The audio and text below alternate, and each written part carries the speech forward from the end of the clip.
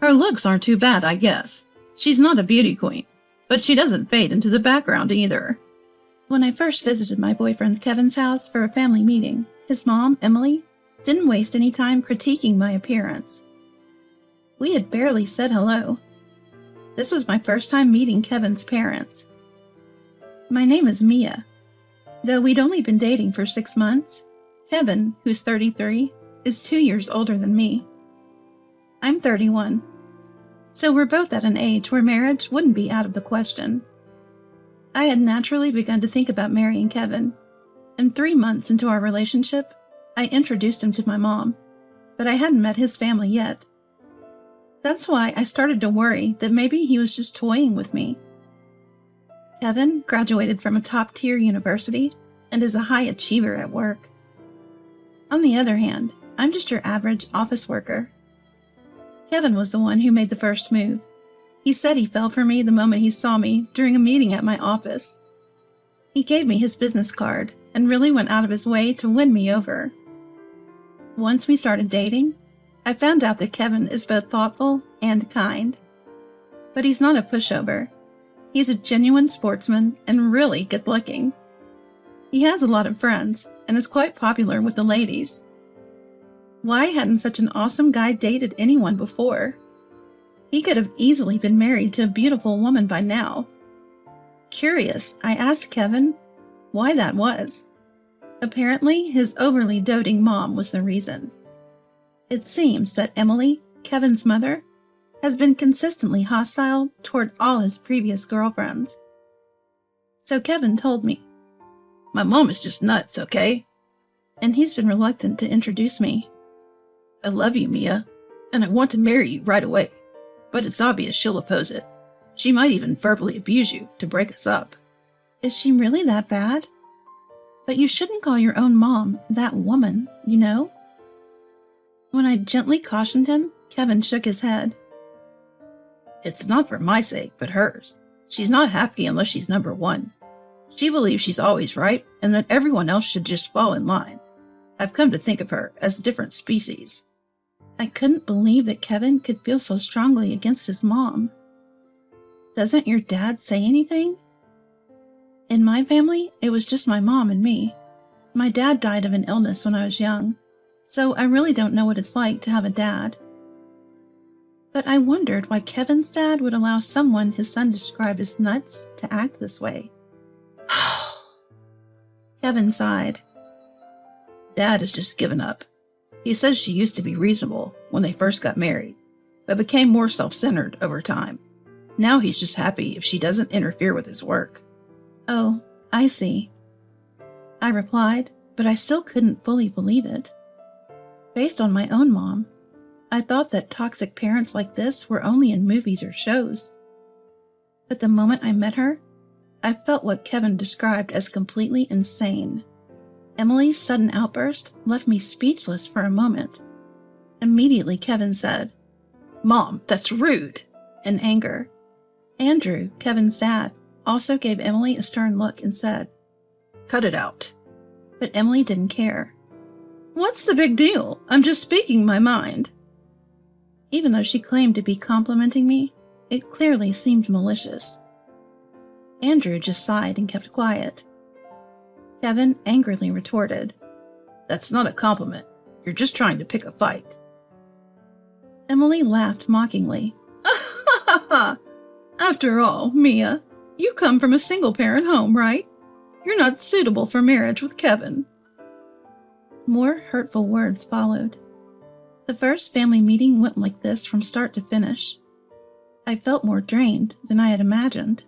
On the way home, when Kevin offered to drop me off, another argument broke out. Emily threw her hands up in exasperation. "Why do I have to drive Mia home when Kevin is already back? Mia, you need to speak up and say you don't need a ride. Just go home by yourself." "Mom, I said I want to take Mia home, so why are you blaming her? Are you losing it?" Kevin fired back, clearly frustrated. You see, Kevin is usually a calm guy. It was the first time I had seen him angry all day, and I was beginning to think he had a point about his mom being totally crazy. No wonder Kevin didn't want to introduce us. If this is what the first meeting is like, what's next? I started to feel anxious. I love Kevin, but I had zero confidence that I could get along with Emily. Sorry about that. My mom's behavior is just embarrassing. Kevin apologized as we drove home. It's okay. Your mom sure has a unique way of seeing things. I responded cautiously. Tell me about it. First she opposed our marriage, and now she says if we're getting married, it better be a big ceremony. Kevin sighed. In fact, just before at Kevin's house, his dad Andrew had asked, "What are you planning for the wedding?" Kevin and I are both in our 30s. Andrew seemed to think this meeting was for discussing wedding plans. In light of Kevin feeling embarrassed about his over-the-top mom, I proposed, maybe we can skip the wedding ceremony altogether. How about just taking some photos with both our families? As a last-ditch effort, I added, given the times, having a big ceremony might be risky. Kevin quickly agreed. Right. These days, many people opt for smaller, family-only weddings. Times have changed. Andrew chimed in. If Mia is okay with it, then so am I. Kevin seemed on board with the idea. Just when it looked like my suggestion would go through, Emily, for some reason, was adamantly against it. No way! Are you trying to tarnish our family's reputation? You can't skip important life rituals. Both of you lack common sense. She shouted, glaring at me. Emily was relentless.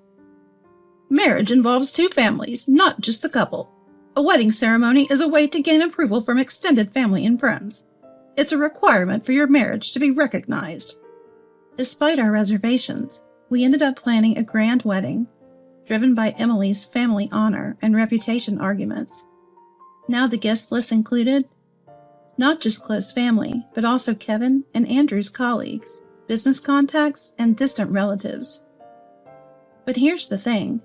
My family isn't that big. We never planned to invite distant relatives, so there was a notable difference in the guest count between the groom's and the bride's sides. Looking at the guest list, Emily smirked. Oh, Mia's family is small, and it doesn't seem like you have anyone significant in terms of career. Clearly, she just wanted to make me feel inferior. The big day finally arrived. Almost everyone we invited showed up, and the wedding ceremony began smoothly, without a hitch. Between the performances of friends and a heartfelt speech from a mentor, the vibe was electric. I alternated between chatting with friends and colleagues and keeping an eye on Emily's actions. Emily was busy pouring drinks for various guests, passionately engaged in conversation. I couldn't hear exactly what she was saying, but her smug expression and the subtle reactions of her listeners gave me a pretty good idea. Probably bragging about Kevin and bad-mouthing me. What caught my attention was that people were also pouring drinks for Emily in return. She'd empty her glass and move to the next table, her face red and her steps unsteady. Kevin and I, while not saying anything, watched her nervously. I looked around for Andrew and found him oblivious, caught up in high spirits with his boss and colleagues. I was hoping everything would end smoothly, but the drama unfolded at the very end of the ceremony. During the letter segment from the bride to the parents, I expressed my gratitude towards my late dad and the mom who raised me. Mom was holding Dad's portrait close, already tearing up as she listened to my words. I really can't thank you enough, Mom, for raising me as a single mom after Dad passed away. I remembered times when I was sad that Dad couldn't attend school sports events, and how I cried when I got teased for not having a dad. During my teenage years, I was defiant and stopped talking to Mom. I regretted not being more filial and cherishing our time together. I broke down halfway through reading, tears smudging my makeup. I was so emotional, I even got hiccups, but I managed to finish my speech. Sniffles and choked-up voices filled the room, as people were touched by my words. A tipsy uncle from the family shouted, Go, Mia! warming the atmosphere. Yet only Emily, who was clearly intoxicated, wore a scowl on her face. The host announced, "Next, we have gifts for the mom of both families." And Kevin and I handed a large bouquet of flowers to each of our moms. The staff turned the microphone to my mom, who said, "Thank you so much. You've grown into such a wonderful person. I'm so happy." She then thanked everyone in the room. "I appreciate everyone who's been watching over Mia with us and for being here today." Just as the staff directed the mic toward Emily, she snatched it. Everyone was shocked. Emily bluntly said, "Mia's mom spoke nicely, but let's be clear. You didn't raise her alone. You got help from men, didn't you? I'm not thrilled to take in the daughter of such a lowly single mother, but I guess we can reform her." The room went dead silent. Emily, pleased with herself, concluded, "I'm quite forgiving." Even I, Kevin, and Andrew couldn't stop her in time. Kevin was speechless. Andrew's face went from happily tipsy to bright red with his mouth hanging open.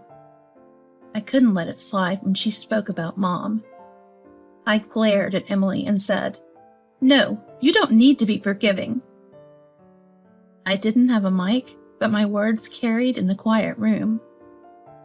"Is it that bad if Dad isn't around? Everyone has a limited time sooner or later. You can't control that, can you? You say Emily is poor and she's from a single mother family, but people who are rich with both parents do bad things too. We've lived our lives honorably without any shame. We don't need your acceptance." Emily turned to the crowd and said, "See, this is what I mean. Everyone, do you get it? Daughters of single mothers have tough personalities. It's really troublesome to have to re-educate them." Andrew yelled, "Why would you say something like that now? Are you stupid?" "What the heck is that? That's terrible." One of my friends ignited the conversation, and the rest of the guests started murmuring, "What's wrong with her?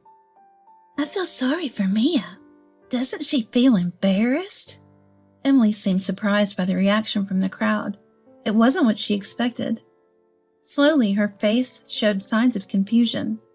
But even with icy glares from others, Emily didn't back down. "I said it for the sake of our family's honor," Emily insisted. Kevin sharply interjects, "Don't lie about doing it for the family, Mom. You're just looking out for yourself. Neither Dad, Mia, nor I ever cared if Mia had a father or not." Andrew joins in.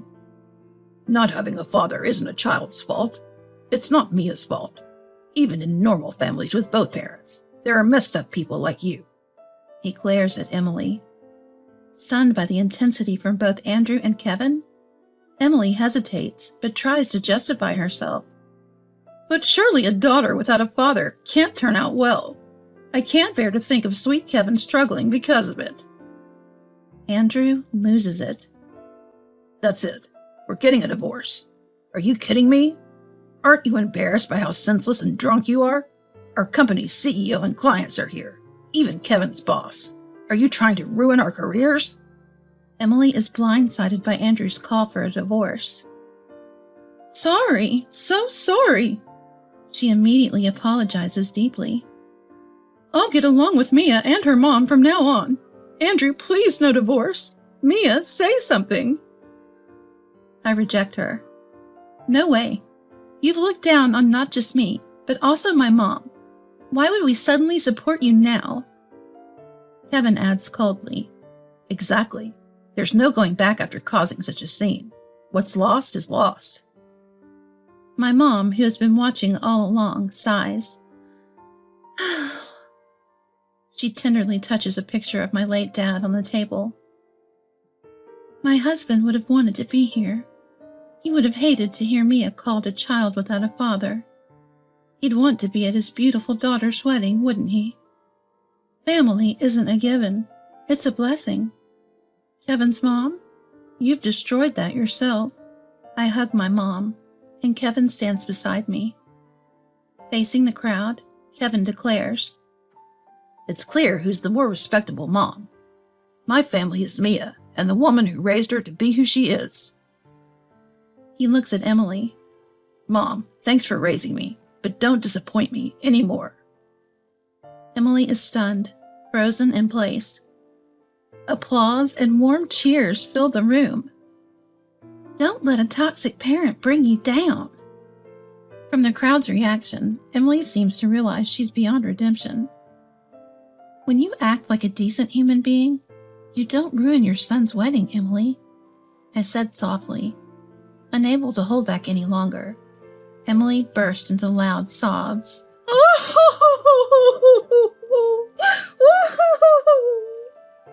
After that, the wedding became legendary in its own way.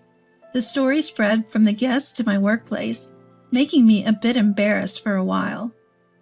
However, most people just laughed at Emily's ridiculous behavior and sympathized with me. Andrew quickly hired a lawyer and filed for divorce from Emily. Due to her daily imprudent behavior and excessive spending, he managed to significantly reduce her share of the assets. Emily was kicked out of the house and appears to be living a miserable life in an old apartment. I later found out that the so-called prestigious family background was only on Kevin's father's side. Emily was actually from an ordinary middle-class family. She was just exploiting other people's success and power. She even had to pay us in full for the damages and emotional stress she caused at the wedding.